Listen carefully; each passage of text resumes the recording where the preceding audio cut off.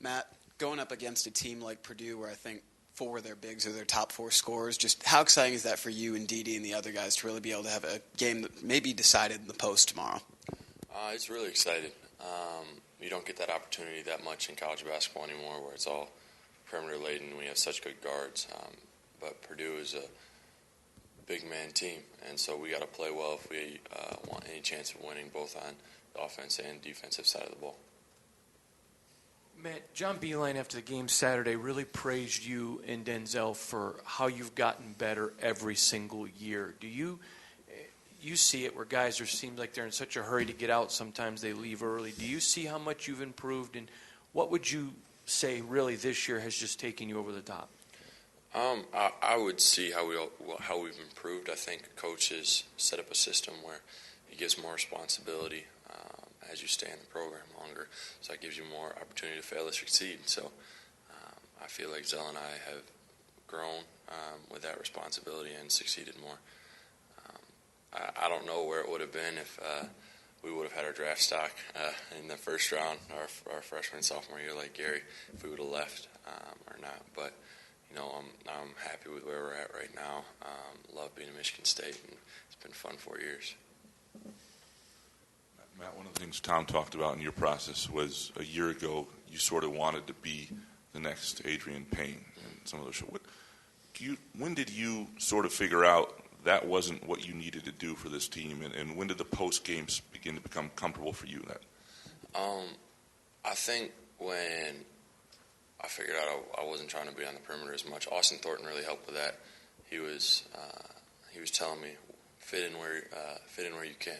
We got shooters all over the floor with Bryn, and Zell, and even Matt McQuaid, and that's not my job to be out there and doing all that kind of stuff. We need somebody in the middle, and somebody needed to show Dede how to do it, and so I was like, okay, well, I guess I have to just stay there, and it's worked out well.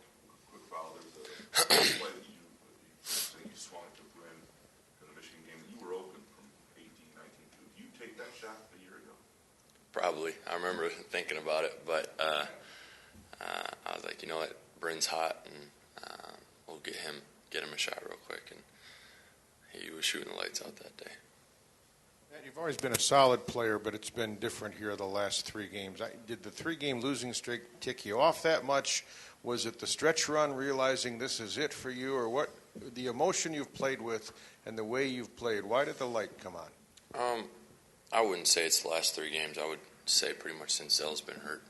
I've changed how I've played, and that's been with everything you said. With it's a stretch run. I don't have another chance. I was talking to my buddy Ryan Hag the other night, he's my roommate, and just trying to help him with some of his running stuff. And I was telling him my mindset of like, they can't kick me out now. I'm leaving anyways in a couple months, so do whatever I can to make this team successful and my own life successful.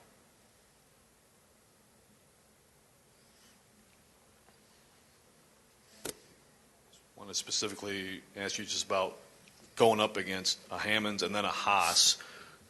What's the transition between those two guys, and how have you seen them change, on film from last year when you saw them?